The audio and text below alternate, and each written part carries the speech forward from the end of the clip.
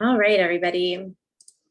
I'm trying this a new way this week where I'm going to live stream my podcast into my group, and then I can share it on all the different distribution channels. So be patient with me as I figure it out and learn how to do it. But welcome today to the Wherever You Go podcast. My name's Sam Bauer, and I am the moderator and host of this podcast. And I'm really excited to talk to you guys today because my Bible study for the last week has been about self-worth and thoughts about self-worth. And when you do the Bible study, you read the Bible, and then it's got a series of questions that ask. And I was really kind of like surprised, I guess, at my thoughts on self-worth. And then when I met with some of my friends this week to hear their thoughts on self-worth, it was just interesting to me to hear that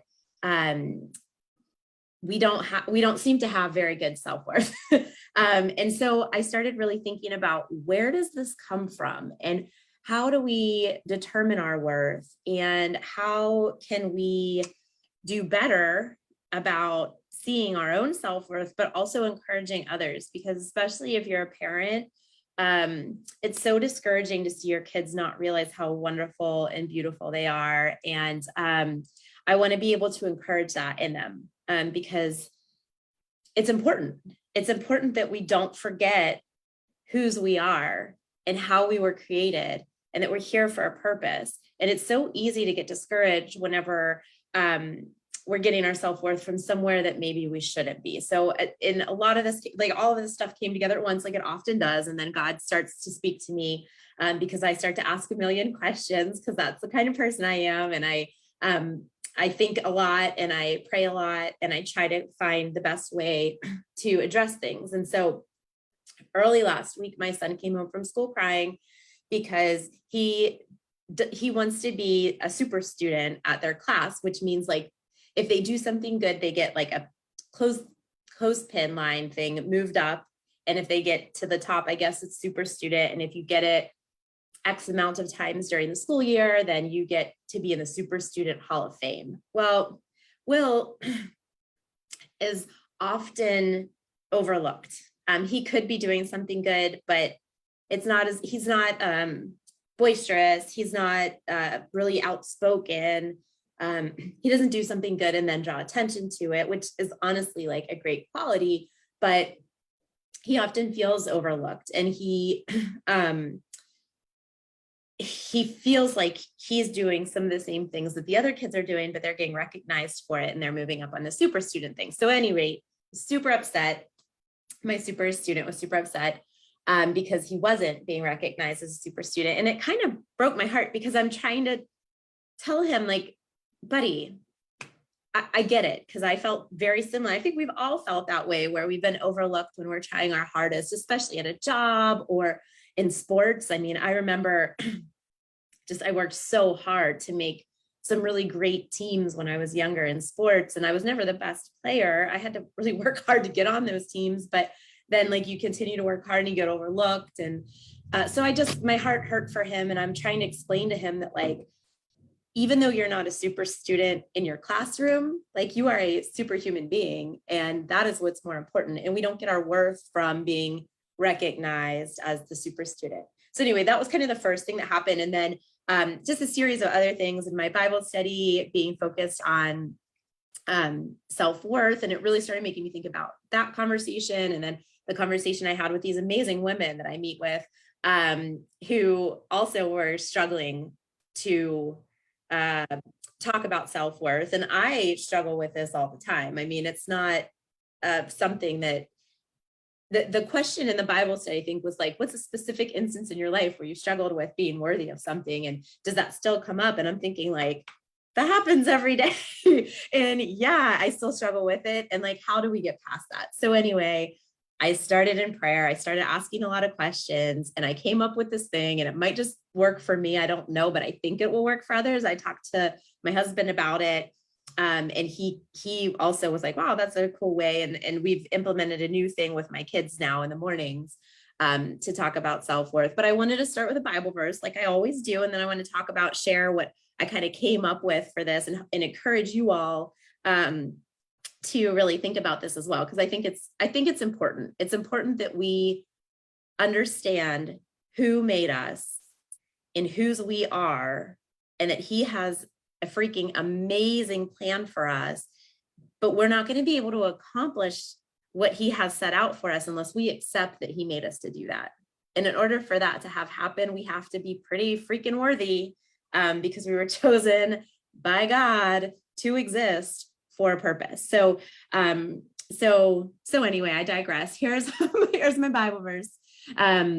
Psalm 139, 13 through 16 says, you formed my inward parts. You knitted me together in my mother's womb. I praise you, for I am fearfully and wonderfully made. Wonderful are your works. My soul knows it very well. My frame was not hidden from you when I was being made in secret, intricately woven in the depths of the earth. Your eyes saw my unformed substance. In your book were written, every one of them, the days that were formed for me, when as yet there was none of them. So this is where we find our self-worth. God, the same God, the sovereign God who created everything. He created the earth, he created the seas, he created the trees and every leaf on those trees, every piece of grass that pops out of the earth. God chose it. He got to pick it out.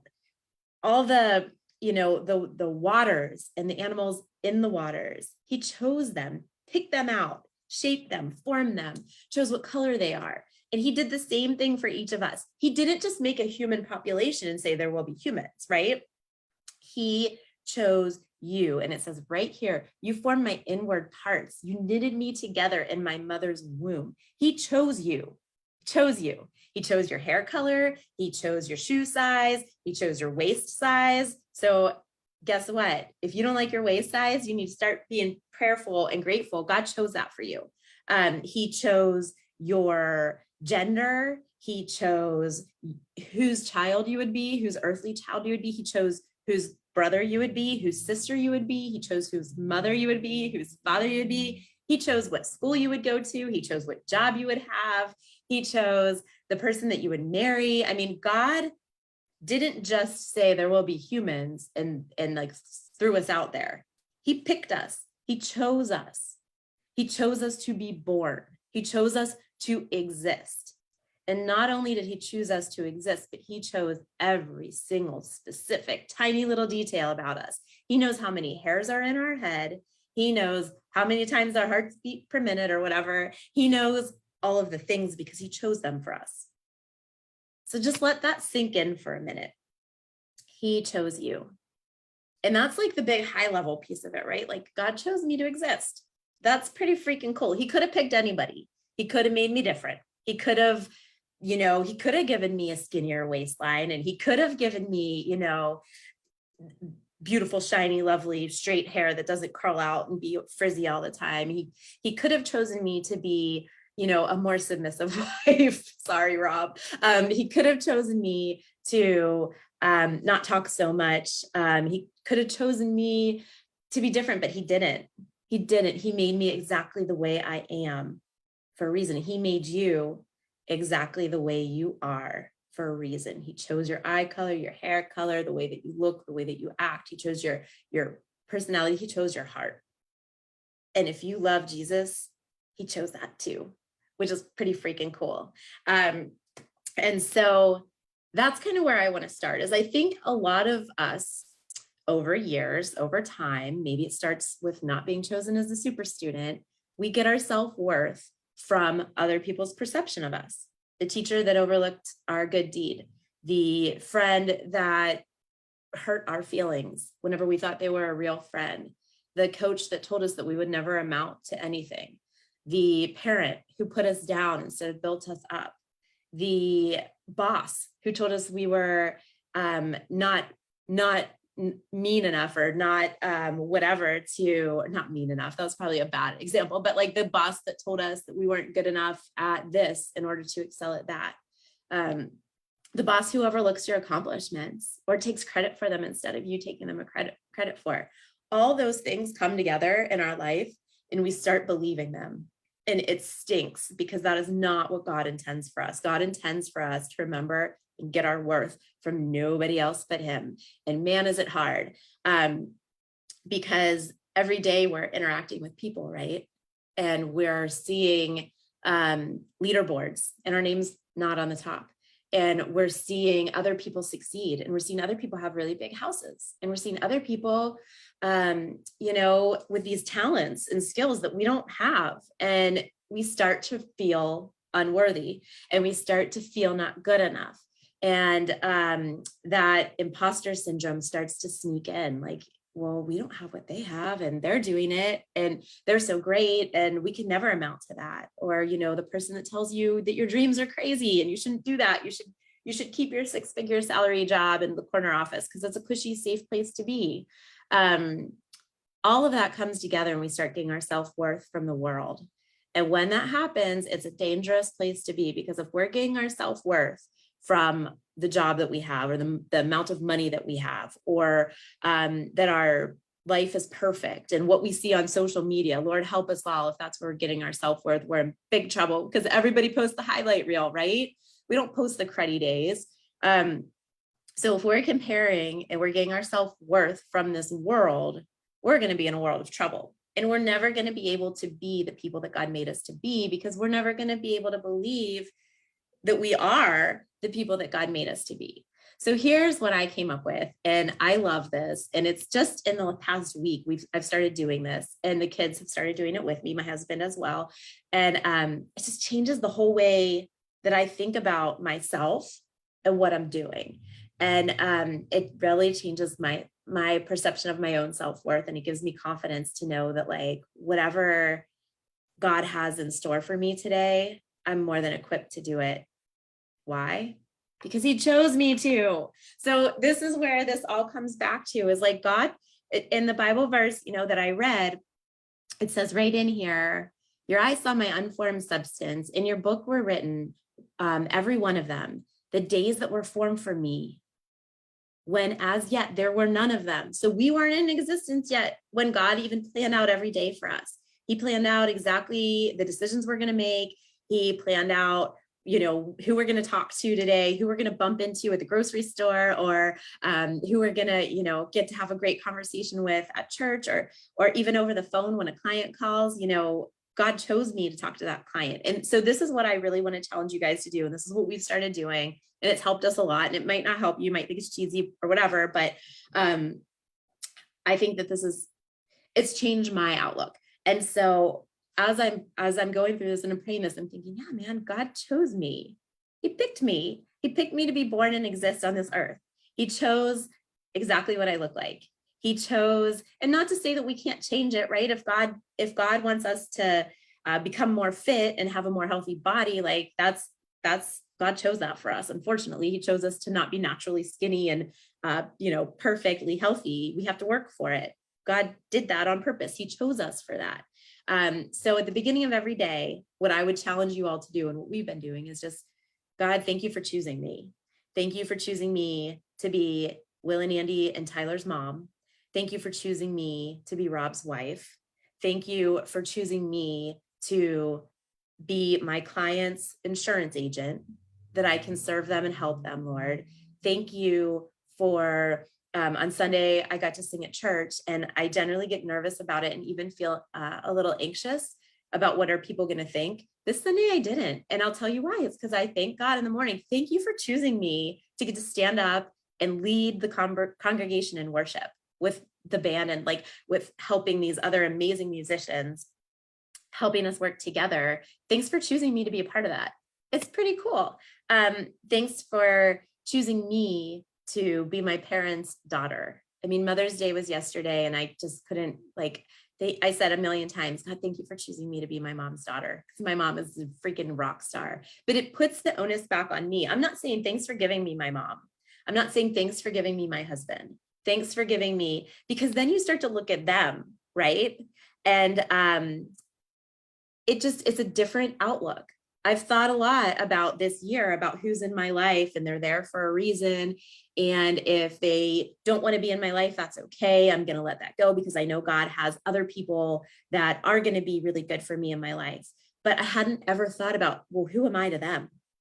God, thank you for allowing me to be, Kristen's friend. Thank you for allowing me to be Julie's friend. I've always thought about it the other way. Thank you for putting Julie in my life. Thank you for putting Kristen in my life. Thank you for putting Katie in my life. But I never switched it the other way and said, God, thank you for putting me in their life.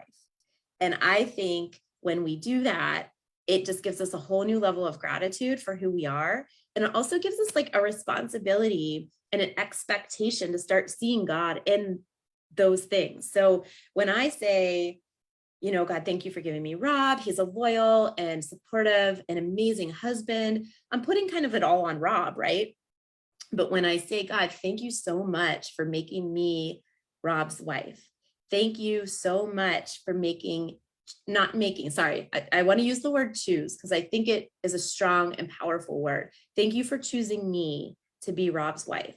Thank you for choosing me to be the one who loves him and gets to support him and gets to pray for him and gets to parent with him. This mindset shift for me has been everything. And I think especially as women, we tend to not give ourselves that credit for being somebody special to somebody else. But the fact is, God chose us. He chose you to be who you are. He chose you to be the daughter of your parents, and he chose you to be the parent of your children. He chose you to be the wife or the husband of your spouse. That's awesome. That's to me, it gives me so much more confidence because now I'm looking for God in those relationships and every day, right? When I say, God, thanks for choosing me to own a business where I can help people every day. And I talk to at least a dozen people a day who may need prayer, who may need a friend who just might need help with their insurance. That's okay too.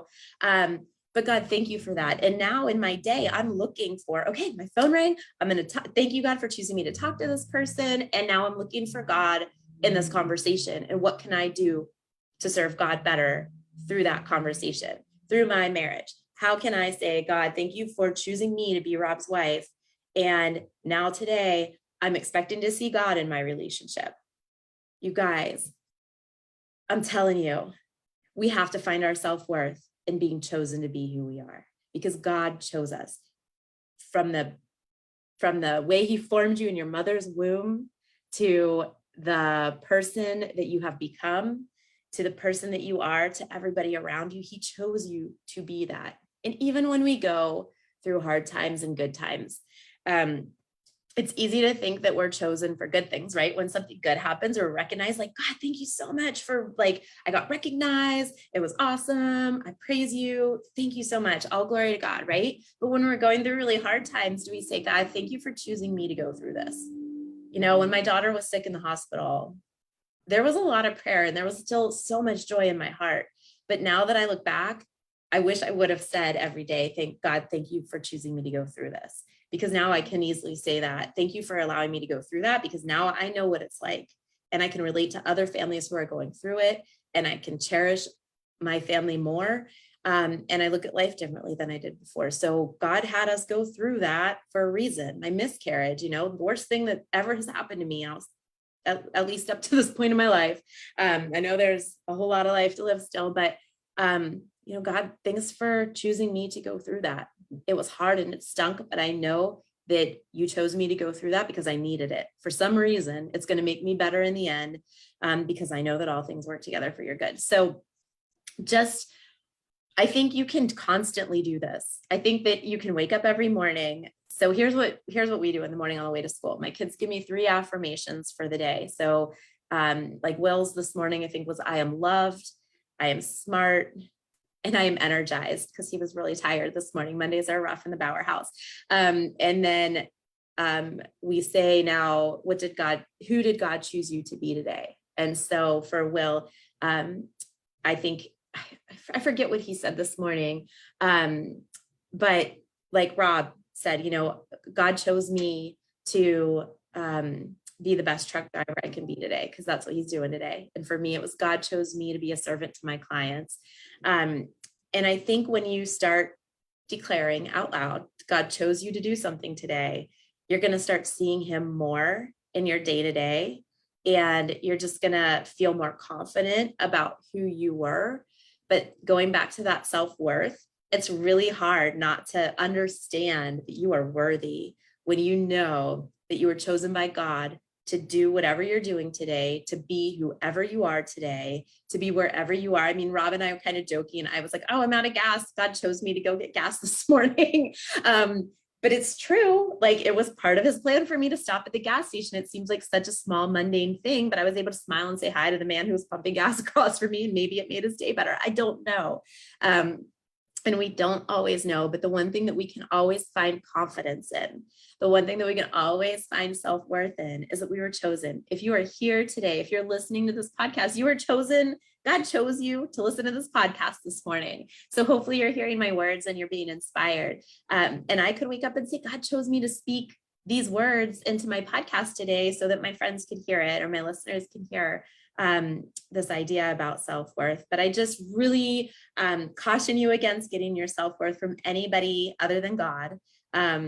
It's so easy. You know, we live in such a crazy world, and such society is just so caught up in things that don't matter. But I think if we start saying, God, thanks for choosing me today. And that's, you don't even have to say thanks for choosing me for something specific. You can just say thanks for choosing me to exist today. And, you know, expect to see him, expect to see God's push, expect to hear his voice. And I think you'll really start feeling that worthiness, and it wipes away any imposter syndrome, or that I'm not good enough. Because if I know God chose me today to be sitting here talking to you, then, I mean, it's kind of hard for me to say somebody else should be saying it, because here I am talking and here you are listening, and God chose me to speak these words. If, you know, as a business owner, I often can feel that imposter syndrome, even though I've been in insurance for 20 years. I know insurance better than most agents out there, better than most insurance agency owners out there, because of my experience that I've had in the past. I still get that like imposter syndrome feeling. But when I say, God, thanks for choosing me to start this business, to help my clients, it kind of erases that whole not being equipped. God's not going to choose you for something and not equip you to do it, right? So if you're doing something, if it's in your heart to do something, thank God for choosing you for that, and know that you're equipped for it, and expect to see him. Expect to see him in your day. So that's my message for you today. I hope you guys love it. I hope that it helps you to really understand how worthy you are. Nothing happens on accident, especially you. The person you are, all the way into, how does it say it? Your inward parts were created and chosen for you by God. And, you know, we may not always love what God chooses for us, but at the end of the day, the sovereign God of all things chose it for you. So hopefully you can find joy in that. Hopefully you can find confidence in that. And hopefully that your self-worth at that point is coming from one place and one place only. And that is that you were chosen by God to be you and to fulfill the plan that he has for you, that's going to be way better than anything that this world can offer. So I'm going to end it with that, and just share with you Joshua 1:9. Have I not commanded you? Be strong and courageous. Do not be afraid. Do not be discouraged, for the Lord your God will be with you wherever you go. Thanks for listening.